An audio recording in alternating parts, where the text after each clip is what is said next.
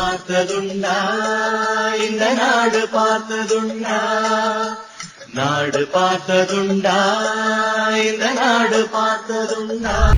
வணக்கம் பச்சை தமிழ நேயர்களே. இன்றைக்கு நம்முடைய சிறப்பு நேர்காணலுக்கு மதிமுகவுடைய முன்னாள் தென்சென்னை மாவட்ட துணை செயலாளர் மதன் காமராஜ் அவர்கள் இன்று நம்முடைய அரங்கத்துக்கு வந்திருக்கிறார்கள். வாருங்கள், அவரை சந்திப்போம். அண்ணா வணக்கண்ணே. வணக்கண்ணே. நல்லா இருக்கீங்களாண்ணே? நல்லா இருக்கேன், சந்தோஷம். மதிமுக அதில் நீங்கள் ஒரு 15 வருஷத்துக்கு முன்னாடியே மதிமுகவில் இணைஞ்சு பயணம் செஞ்சுக்கிட்டு அண்ணன் வைகோ கூட ரொம்ப நெருக்கமாக நீங்கள் பயணிச்சுட்டு இருக்கீங்க. கண்டிப்பாக. அப்போ நீங்கள் இருக்கிற சமயங்களில் திமுகக்குள்ள வைகோ இருந்தாங்க, மதிமுக உள்ளே இருந்துச்சு. அப்பயும் கலைஞர் அவங்கெல்லாம் கட்சியில எல்லாம் ஒன்றா இருந்து எல்லாம் செயல்பட்டு இருந்தாங்க. திடீர்னு அண்ணன் அங்கேருந்து விலகி மதிமுக என்ற ஒரு கட்சி ஆரம்பித்தாங்க. ஆமாம். அந்த மதிமுக ஆரம்பிக்கும் போது நீங்கள் அங்கிட்ட போய் இணைஞ்சிங்களா, இல்லை திமுகவில் இருந்து வெளியே வரும்போது நீங்களும் சேர்ந்து அண்ணன் கூட வந்தீங்களா? இல்லை, நான் தலைவர் வைகோ மீது ஒரு பற்று வைத்து அவருக்கு எனக்கு ஒரு அறிமுகம் கிடைத்தது. நான் அரசியலுக்கு அப்பால் பட்டு அவரிடம் ஒரு அறிமுகத்தினோடு நான் அவருடைய அறிமுகத்தோடு இருந்தவன். அவர் 1993ஆம் ஆண்டு திராவிட முன்னேற்ற கழகத்திலிருந்து வெளியேறி 1994ஆம் ஆண்டு மறுமலர்ச்சி திராவிட முன்னேற்ற கழகம் என்ற இயக்கத்தை ஆரம்பித்து பெரிய அளவிலே அது ஒரு இயக்கமாக அடுத்து ஆட்சிக்கு வரக்கூடிய இயக்கம் என்ற நிலையிலே அவருடைய அந்த கட்சி வளப்பற்று வந்து கொண்டிருந்த காலகட்டம். எனக்கு அவரிடம் அறிமுகம் கிடைத்தது 2005ஆம் ஆண்டு. அந்த தனிப்பட்ட முறையில் கிடைத்த ஒரு நட்பு அறிமுகம் மூலமாகத்தான் நான் அந்த அரசியலிலே உருவெடுத்தேன். தலைவரோடு பழகும்போது அவருடைய பண்பில் ஒரு ஈர்க்கப்பட்டு ஒரு பெருந்தலைவரோடு நம்ம ஒரு நேரடி தொடர்பில் இருக்கிறோம் என்ற முறையிலே நான் அந்த இயக்கத்திலே என்னை இணைத்து கொண்டேன். 2005ஆம் ஆண்டு தான் நான் அந்த இயக்கத்தில் இணைத்து கொண்டேன். அதிலிருந்து தொடர்ந்து நான் அவருக்காக நிறைய தேர்தல் வேலைகள் செய்திருக்கிறேன். 2009ஆம் ஆண்டு அவர் விருதுநகரிலே எம்பி தேர்தலுக்கு நிற்கும் போதும் அவரோடு இணைந்து நான் தேர்தல் பணியாற்றியிருக்கிறேன்.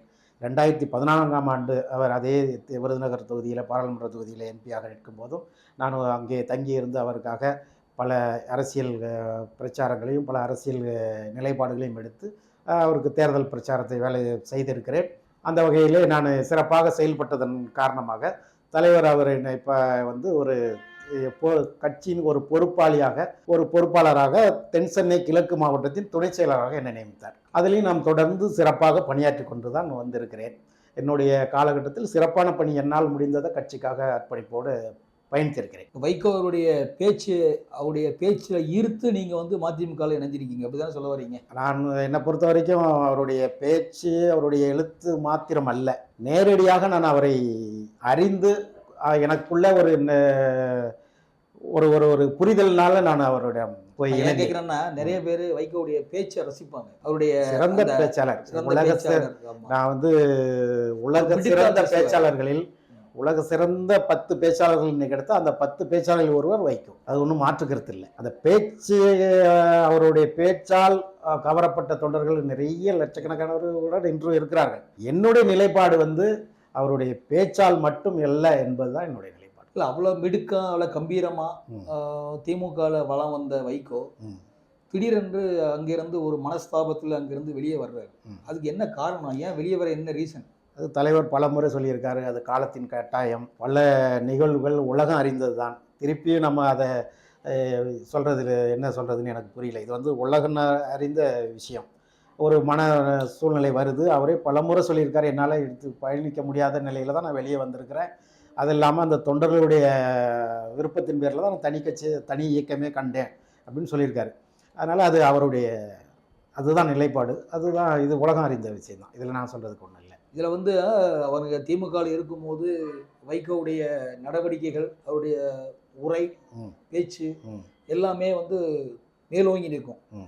அப்போ அடுத்து கலைஞருக்கு அடுத்தது முதல்வர் இப்போ இருக்கிற ஸ்டாலின் வெளியே வரணும், ஒரு பெரிய பதவிக்கு வரணும், வைகோ இருக்கிற வரைக்கும் அது நடக்காது அப்படிங்கிற ஒரு எண்ணத்தில் தான் எல்லாருமே ஒரு கட்டம் கட்டி வைகோவை வெளியே அனுப்பின மாதிரி ஒரு பேச்சு நிலவிக்கிட்டு இருக்கு. அது உண்மையா?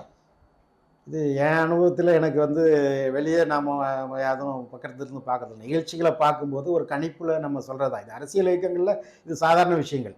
இல்லை, அவர் வெளியே வந்ததுக்கு அப்புறமும் திமுகவையும் கலைஞர் கருணாநிதியையும் ஸ்டாலினையும் அவர் பேசாத பேச்சே கிடையாது. இல்லை, எவ்வளவோ மேடைகளில் பல வருஷக்கணக்காக பேசியிருக்காங்க. ஆமாம் திமுக என்ற கட்சியை அழிக்காமல் விடமாட்டேன்லாம் வீரவசனம் பேசியிருக்காரு. ஆமாம் அப்படி பேசிய வைகோ இன்னைக்கு திமுக கூட்டணியில் போய் இணைந்து வாரிசு அரசியல் எதிர்க்கக்கூடிய வைகோ இன்னைக்கு மதிமுகவிலே தன்னுடைய மகனுக்கு ஒரு பொறுப்பை கொடுத்துருக்காரு.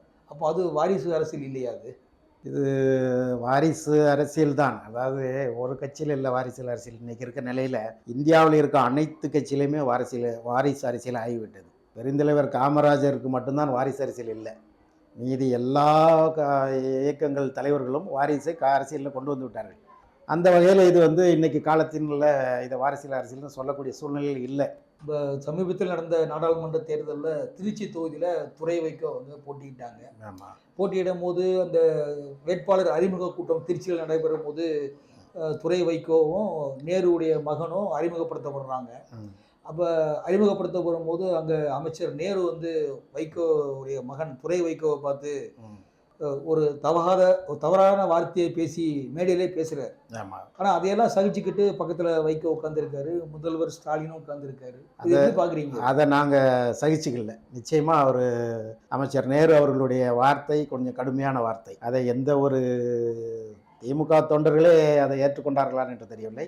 நிச்சயமாக மதிமுக தொண்டர்கள் நாங்கள் ஏற்றுக்கல. அந்த மன வருத்தம் இருக்குது. அவருடைய கடுமையான வார்த்தைகள் கொஞ்சம் மன வருத்தத்தை ஏற்படுத்தி இருக்கிறது. இல்லை, அதற்கப்புறம் அவர் துரை வைகோவுக்காக நேரு சரியாக தொகுதியில் வேலை பார்க்கல, அவர் ஜெயிக்கக்கூடாதுங்கிற ஒரு நோக்கத்தில் அவர் செயல்பட்ட மாதிரி பேசிக்கிறாங்களே, அது உண்மைதானா? அரசியலில் எங்களுக்கு தெரிஞ்ச அவர் நல்ல ஒத்துழைப்போடு வேலை செய்திருக்கிறார். ஆனால் களத்திற்கு பின் என்ன இருக்குன்னு எங்களுக்கு புரியல. களம் அமைச்சர் நேரு ஆக்சுவலாக திருச்சியை நேரு தன்னுடைய மகனுக்கு எதிர்பார்த்தாரு, பேசியிருக்காரு. அவருக்கு தான் கிடைக்கும்னு நினச்சிட்டு இருந்தாங்க.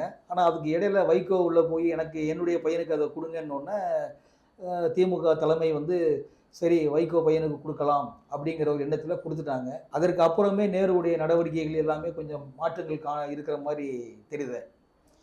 அதோடைய தொடர்ச்சி தானே அது, அந்த அவமதிப்பு. அது நீங்கள் பல செய்திகளை கேள்விப்பட்டதுனால ஒரு பத்திரிகையாளர் என்ற முறையில் நீங்கள் கணித்து அந்த கேள்வியை கேட்குறீங்க. அது உங்கள் கேள்வியில் உங்கள் சைடு நியாயமாக கூட இருக்கலாம். உண்மையும் அதுதான். களம் என்றால் அது திருச்சி நாடாளுமன்ற தொகுதி களம் என்றால் அது அமைச்சர் நேருவுடைய களம்தான். வெற்றி தோல்வி எது கிடைத்தாலும் அது அவரைத்தான் சேரும். இப்போ தோல்வி அடைந்தால் அதோடைய பொறுப்பு முழுக்க முழுக்க அமைச்சர் நேருவை தான் சேரும். ஆனால் இப்போ வைகோ நாடாளுமன்ற தேர்தல் சட்டமன்ற தேர்தலில் போட்டியிடும் போது நீங்கள் நான் அவருக்காக தேர்தல் காலத்தில் பணியாற்றியிருக்கேன், அங்கேயே தங்கியிருந்து பணியாற்றியிருக்கேன் மாதிரி சொன்னீங்க. நிச்சயமாக. இப்போ சமீபத்தில் நடந்த நாடாளுமன்ற தேர்தலில் துரை வைகோ திருச்சியில் போட்டிடுறாரு. அப்போது நீங்கள் அவருக்காக ஒர்க் பண்ணீங்களா? இல்லை, நான் அங்கே திருச்சியில் போய் வேலை செய்யலை. காரணங்கள் என்னென்னு பார்த்தீங்கன்னா, எனக்கு இப்போது நான் லோக்கலில் இருக்க கட்சி வேலைகளை பார்க்க வேண்டிய சூழ்நிலை இருக்குது. ஒன்று. இரண்டாவது, லோக்கல்னா என்ன கட்சி? இல்லை, மதிமுகவிலே இங்கே சென்னையில் இருக்கிற வேலைகளை நம்ம தேர்தல் வேலைகளை பார்க்க வேண்டிய சூழ்நிலை. அது ஒரு காரணம். மற்றபடி தலைமையே சொல்லிவிட்டது, நீங்கள் எல்லா இடத்துலையும் அங்கங்கே இருக்கிற இடத்துலையும் நீங்கள் வேலை செய்யுங்க, அங்கங்கே இருக்க வேட்பாளருக்கு கூட்டணி வேட்பாளருக்கு வேலை செய்யுங்கன்னு சொன்னதுனால நாங்கள் எங்கேயும் அங்கே போய் வேலை செய்ய வாய்ப்பு இல்லை. என் துறை வைக்க உங்களை கூப்பிடலையா? அவர் தனிப்பட்ட முறையில் எனக்கு நட்பு இருக்கிறது, ஆனால் அவர் எதுவும் தனிப்பட்ட அழைப்பு இல்லை. அவரே ஒரு மன வருத்தத்தில் தான் நின்றுட்டு இருக்காரு. அந்த இடத்துல இதை போய் தேடிட்டு இருக்க முடியுமா அவர்? இல்லை, அவர் வேட்பாளருங்கிற முறையில் ஒவ்வொரு கட்சி தொண்டர்களையும் தனிப்பட்ட முறையிலெல்லாம் தேட முடியாது. அது எதிர்பார்க்கிறதும் தொண்டர்களுடைய விஷயமா இருக்கக்கூடாது. தொண்டர்கள் அதை எதிர்பார்க்கக்கூடாது. எனக்கு அவருடைய நட்பு இருந்ததனால் நம்மளை அழைத்திருந்தாலும் போய் வேலை செய்திருக்கலாம்ங்கிற ஒரு எண்ணம் மனதில் இருந்தது. தேர்தலில் உங்கள் தலைமை அங்கங்கே இருக்கிற கூட்டணி கட்சிகள்லாம் வேலை பாருங்கன்னு சொல்லியிருக்காங்கன்னு சொன்னீங்க. ஆமாம். நீங்கள் சென்னையில் எந்த கட்சிக்கு எந்த கூட்டணிக்கு நீங்கள் ஒர்க் பண்ணீங்க? திராவிட முன்னேற்ற கழகத்துடைய கூட்டணி தானே. அதான் எந்த மாவட்டத்தில் ஒர்க் பண்ணீங்க? தென்சென்னை தொகுதி. தென்சென்னை தமிழச்சி தங்கப்பாண்டியன் வேட்பாளர் தென்சென்னை தொகுதியில். அவங்களுக்கு ஃபுல்லாக ஒர்க் பண்ணீங்க? நிச்சயமாக வேலை செய்யும். வச்சுருவாங்களா? நிச்சயமாக வாய்ப்பு இருக்குது. எங்களுடைய தமிழிசை வர்ற மாதிரி ஒரு பேச்சு சொல்கிறாங்களா? அவங்களுக்கு நல்ல ஒரு ஓட்டு வர்றதுக்கு வாய்ப்பு இருக்கிறது. ஆனால் வெற்றி வாய்ப்பு இருக்கிறதா என்று என்னால் கணிக்க முடியவில்லை. நிச்சயமாக ஒரு நல்ல ஓட்டு வங்கி எடுப்பார்கள், அதில் ஒன்றும் மாற்றுக்கிறது இல்லை. அவரும் ஒரு கவர்னராக 2 மாநில கவர்னராக இருந்தவர், ஒரு தேசிய கட்சியின் மாநில தலைவராக இருந்தவர், தமிழகம் முழுவதும் அறியப்பட்ட ஒரு தலைவர். அந்த வகையில் தென்சென்னையிலே அவருக்கு நல்ல அறிமுகம் உண்டு. அவருக்கான ஓட்டு வங்கி நிச்சயமாக உண்டு, ஒரு நல்ல ஓட்டு வாங்குவார். ஆனால் வெற்றி பெறுவாரா என்பதிலே எனக்கு நம்பிக்கை குறைவாக இருக்கிறது. இப்போ தமிழச்சி தங்கப்பாண்டியனுக்கு நாடாளுமன்ற தேர்தலில் வேலை பார்த்தோன்னு சொல்கிறீங்க. அந்த தமிழச்சி தங்கப்பாண்டியன் இடையில பிரச்சாரத்தில் ஏதோ காலில் அடிபட்டு அவங்க நடக்க முடியாமல் கையில் ஸ்டிக்கோட நடந்து வந்தாங்க இல்லையா? ஆமாம். அது ஒரு நாடகம், எலெக்ஷனுக்காக ஒரு ஸ்டண்டுக்காக அந்த மாதிரிலாம் பண்ணுறாங்க, அப்படிலாம் ஒன்றும் கிடையாது அப்படின்னு எதிர்க்கட்சிலாம் சொல்கிறாங்க. அது காலில் அடிபட்டவங்களுக்கு தான் தெரியும் வழி. தூரத்துலேருந்து போட்டோவில் பார்க்குறவங்களுக்கும் தூரத்துலேருந்து பேசுகிறவங்களுக்கும் விமர்சனம் பண்ணுறவங்களுக்கும் அந்த வழி இருக்காது. அடிபட்டது உண்மைதாங்கிறீங்களா? அடிபட போய் தானே அவங்க வந்து பேண்டேஜ் போட்டிருக்காங்க. ஒரு சோபாவில் உட்காந்துருக்கும் போது அதே கால் மேலே கால் போட்டு உட்காந்து ஃபோட்டோஸ்லாம் வெளியே வந்துச்சு. இன்னைக்கு இந்த ஃபோட்டோஸ் எல்லாம் வந்து நம்ம நம்பி ஒரு எவிடன்ஸாக ஒரு சாட்சியமாக எடுத்துக்க முடியாது. ஏன்னா ஃபோட்டோஷாப்புங்கிறது இந்த பிஜேபி ஆட்சி வந்த பிறகு ரொம்ப அதிகமாகி போச்சு. வீடியோ ஃபோட்டோஸு எடிட் பண்ணுறது, இந்த மாதிரி நிகழ்ச்சிகள் இந்த அரசியலில் போந்ததுக்கு காரணமே பிஜேபி தான் ஒரு காரணம். அதனால் வந்து அதை நம்ம இப்போ எதையுமே எடுத்துக்க முடியாது. இல்லை, அந்த கால் வலியோட வந்து பிரச்சாரத்துக்குலாம் வந்தாங்களா, கலந்துக்கிட்டாங்களா? வந்தாங்க, எல்லா இடத்துக்கும் வந்தாங்க, ஸ்டிக்கோட வந்துட்டாங்க, எல்லா இடத்துக்கும் வந்தாங்க. வெற்றி வாய்ப்பு அவங்களுக்கு பிரகாசமாக இருக்குன்னு நீங்கள் சொல்கிறீங்க. நிச்சயமாக எங்கள் கணிப்பில் இருக்குது. நான் போன இதில் வந்து அதுக்கப்புறம் அவங்க தொகுதி பக்கமே வரல அப்படிங்கிற மாதிரில தொகுதி மக்கள் ஒரு குறை சொல்கிறாங்களே. ஆமாம், அப்போ மக்கள்கிட்ட குறைகள் கொஞ்சம் இருக்கலாம். அவங்க வந்து அந்த எதிர்கட்சியினர் சொல்லுவாங்க. நீங்கள் அந்த அவங்க களத்தில் இருந்திருக்கீங்க, வேலை பார்த்துருக்கீங்க. ஆமாம். அப்போ நீங்கள் போகும்போது மக்களுடைய கருத்துக்கள் உங்கள் காதுக்கு வந்திருக்கும் இல்லையா?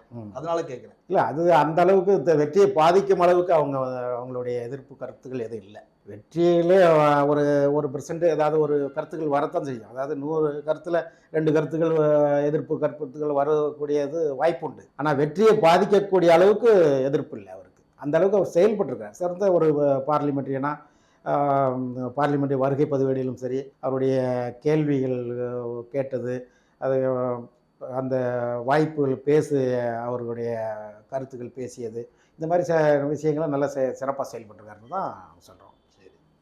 சரிண்ணா, ரொம்ப நன்றிண்ணே. நன்றி, வணக்கம். எங்களை கூப்பிட்டு இந்த கருத்துக்களை கேட்டதுக்கு ரொம்ப மகிழ்ச்சி.